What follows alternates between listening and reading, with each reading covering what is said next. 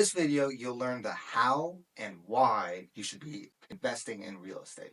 So personally, I'm sick of all the YouTubes and TikToks and Instagrams talking about how to get rich quick and instantly famous and successful through real estate. Yes, I think it's one of the best tools you can have to have accelerated wealth and grow your money quickly, but I don't want to look at it as a get rich quick scheme. Right? Real estate investing has a lot of ups and downs and pitfalls and things you should avoid. And on this video, we're going to talk about the number one step of how and where to get started as a first-time homebuyer. If you're a second-time homebuyer and already own your home, but you want to figure out how do I turn that into a rental, keep it instead of selling it, and move on to the next house. Or if you're an experienced investor already, you still might learn some few tips and tricks that will help you expand your portfolio even more. So let's get started. I'm Ty Coots. I started my real estate investment journey back in California and Washington when I worked for a short-term vacation rental management company. Through that, I was studying to become a financial advisor, and my whole goal was to teach people what should have been taught to us in high school. How to manage our money, how to become more successful with our money, how to grow wealth, and more importantly, how to attain financial freedom and generational wealth. I saw the passive income that was being made, and a light bulb clicked. I knew that that is something that everybody who has a large amount of wealth has real estate. Almost never you will find somebody that has accumulated a lot of wealth in life and is rich and successful and they don't have any amount of real estate. So I wanted to dig into that deeper. How do people do that? How do you buy houses? How do you buy multiple houses? And that led me to be, instead of a financial advisor, a loan officer, and now director of an independent mortgage brokerage, Aslan Home Lending. So for first-time home buyers, it's not as scary or hard or complicated as a lot of people think it might be. Very first step you should do is stop paying somebody else's mortgage. If you are renting, your rate is 100% rate. You're throwing money out of the window, paying somebody else's mortgage, helping them appreciate value on their house, and you're getting nothing into return. So number one rule is absolutely stop renting and go buy a house. How do you do that? Great question. The very first thing you need to know is that this myth that you need 20% down is completely false. You want to and even need to use as much of other people's money as possible. Here's why. Say you have a $500,000 house and you go to put 20% down, like your mom or dad or people in older generations thought was absolutely mandatory. Well, that means you're spending $100,000 of your own money. Not only does that take a very long time to collect and patience and discipline to start saving that amount of money, but then once you do, you're out that $100,000 and you have this home where I could have bought it quicker, stopped paying somebody else's rent quicker by just putting 3.5% down, sometimes 3% down on a conventional first-time home buyer. So instead of $100,000, I'm spending $15,000, which is much more achievable in a shorter amount of time. Yes, by putting less money down, you will absolutely have a higher mortgage, which means a higher monthly payment. You'll have PMI, monthly mortgage insurance. And all of those topics are so taboo that leads people to think you have to put more money down. Well, I'm here to break down the math for you. If you take that 20% example on a $500,000 house and spend $100,000 of your own money, compared to if you just put 3% down and put $15,000 into that same house, you have the same value of an asset either way. Whether you have $100,000, $200,000 of equity in it, or $15,000 of equity, that house is going to appreciate at the same rate. Not only that, your money that you saved, the $85,000 that you didn't put into equity in this house, you can go put it in any other investment. Stocks, bonds, CDs, even a high yield savings account, something that has accumulating interest over time. And over that 30-year period, you'll have over $1 million that has accumulated in savings from your investment compared to only about $556,000 of interest that you paid from having a higher mortgage. So long-term view here, it is way more valuable to save that down payment amount and put it in anything else, or my personal favorite, put it into more real estate, and you can start repeating this cycle, which we'll get into, rather than putting 20% down just to save yourself on a monthly mortgage insurance. After you've saved enough money, now what? I would argue that the most important thing you can do is start gaining knowledge and information and talking to other people that know about this more than you do. As a loan officer that has helped hundreds of clients already buy their first home, or investors that are buying multiple properties, I have seen it all when it comes to house buying. And we can talk, sit down, have coffee, catch up on a Zoom call, go over any amount of detail that you want to know for absolutely no cost to you. No cost. It's not like sitting down with a lawyer where they have $450 an hour fees to get insight and information and learn the rules of the game. You can do this absolutely free. Call up any loan officer, any bank you can walk into, and just start asking questions. Hey, what do I need to qualify for? Which brings me up to topic number 2, which is how do I even get a loan? There's a lot of loan programs out there. A lot.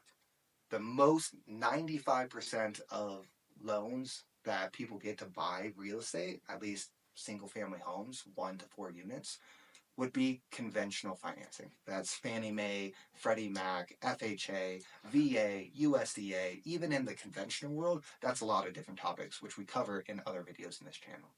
But the main thing you need to know is what we're looking at. And there's 3 different pillars. We're looking at your credit score. We're looking at how much money do you have? Do you physically have the amount of assets you need to buy this house? And we're looking at your debt to income ratio. We'll start at number 1. Your credit score, for most FHA programs, which allows the lower amount of credit score, you're going to need about a 580 credit score. There's programs and situations where this could be less, but let's just say 580 for now. For conventional Fannie Mae and Freddie Mac programs, we're going to need a 620 credit score. How do you go check your credit score? Go to any mint.com or freecreditreport.com. There are sites, and probably your bank has access to getting a quick snapshot of your credit without doing a hard credit pull. So just know there's ways out there to get an idea of where you're at credit-wise so you can help monitor that and improve that over time. Number 2, the amount of assets. We talked about it. We just need to know, like, we're not going to buy a house without having the money to buy a house. So that's usually not the one that stops people from being approved. Number 3, your debt to income ratio is probably the most talked about thing I have clients every single day. What is debt to income? We're going to look at every single debt that you have that shows up on a credit report. So we're not talking about buying groceries or the utilities you pay or the gym memberships. Yes, those are expenses that you have in a month. But the debt that we're counting on are car payments, student loans, child alimony, anything that you have a obligation to have to pay that every single month. Let's say you have $500 of debt in total. That could be $300 of car payment, $200 of student loan, or if you have any credit cards on there, we're only looking at the minimum monthly payment on those credit cards. You could have $40,000 of credit card debt, but your minimum monthly payment is only $100 a month. We're counting into that $100 a month into the debt to income ratio. So we have our $500 of debt, and we compare that to how much income we make. And this income is before taxes, gross income. So you can have a $100,000 a year salary. We're taking $100,000 a year. If you get paid hourly or you're self-employed and 1099, income can be a more tricky conversation and different ways to look at it, because a lot of smart self-employed people write off all of their income on tax returns. And it's very hard for self-employed people to tell Uncle Sam one thing on their taxes and then turn around and try to get a government loan program for a house and claim a lot more income than the taxes say. So again, another topic we can go much deeper on in other videos in this channel, but self-employed people definitely reach out to me because there are a ton of unique ways we can qualify with you without looking at tax return income. So for today's example, let's just stick with you have $5,000 a month of gross income, and you have that $500 of debt we talked about. Well, you take 500 divided by 5,000 is 10%. Your debt to income ratio would be 10%.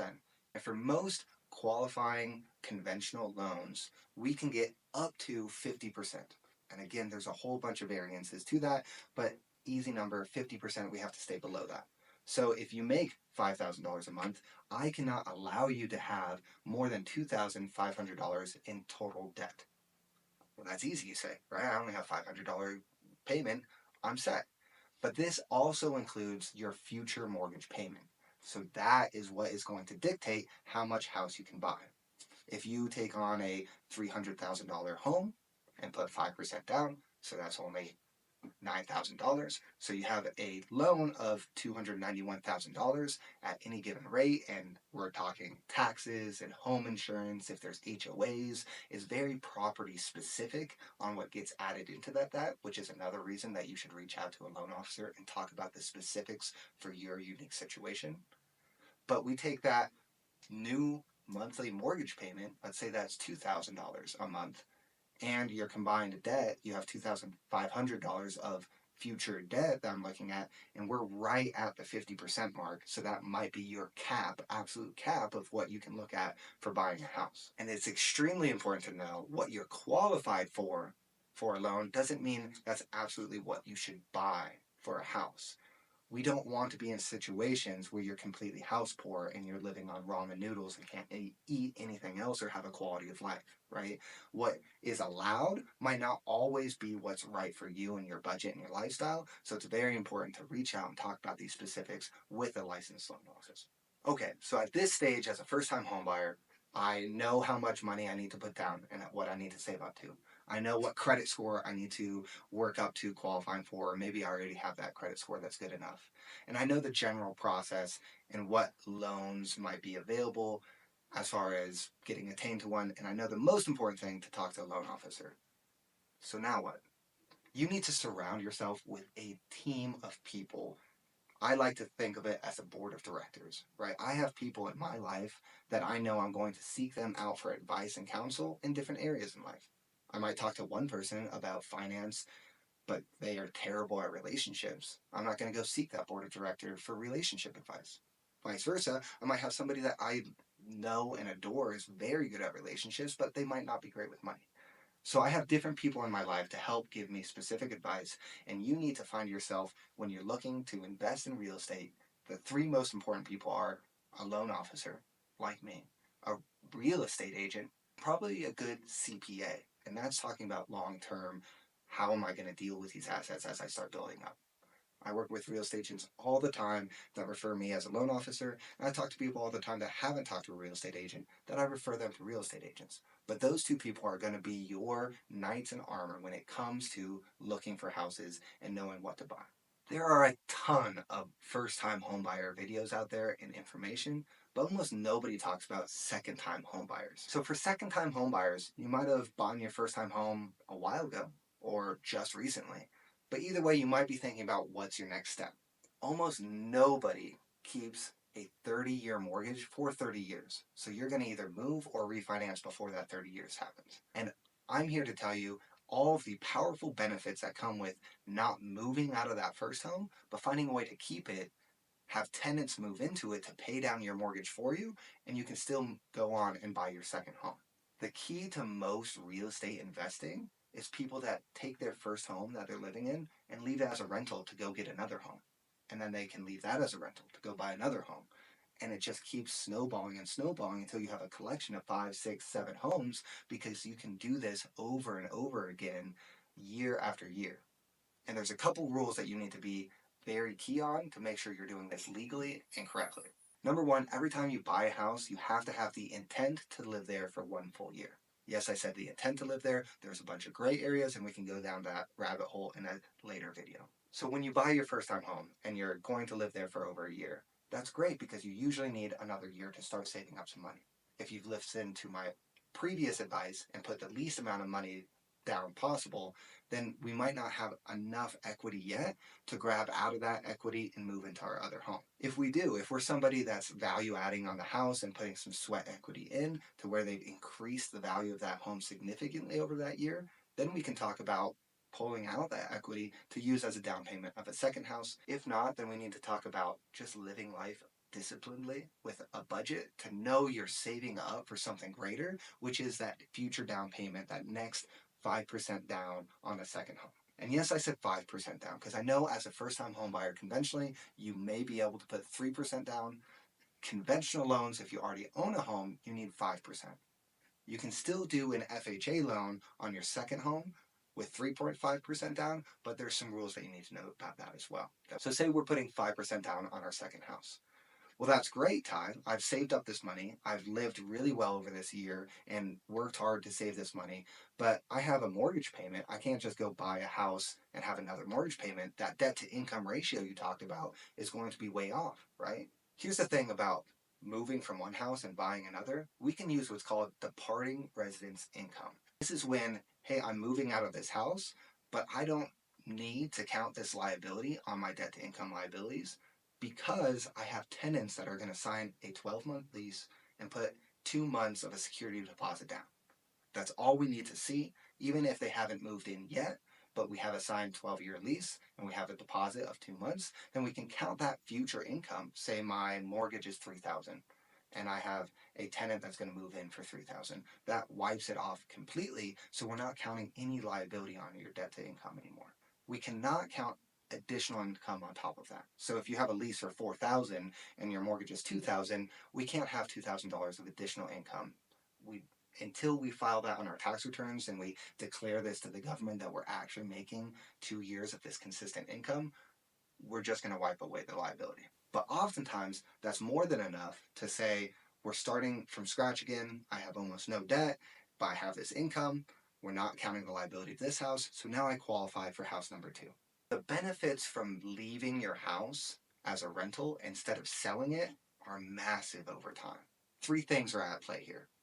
1, you have somebody else paying down your mortgage. So time after time again, that debt that you have is getting smaller and smaller and smaller. Number 2, at the same time as your debt getting smaller, the appreciation of the house is getting higher and higher and higher.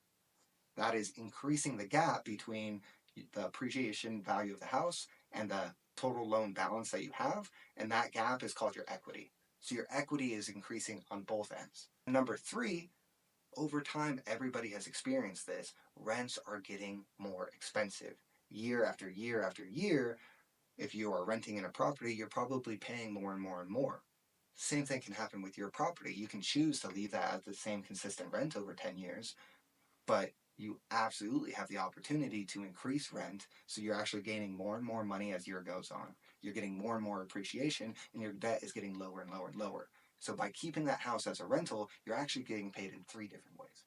As I've talked about multiple times before, there are so many different loan products out there, and we're mostly only talking about conventional loans. Fannie Mae, Freddie Mac, VA, USDA.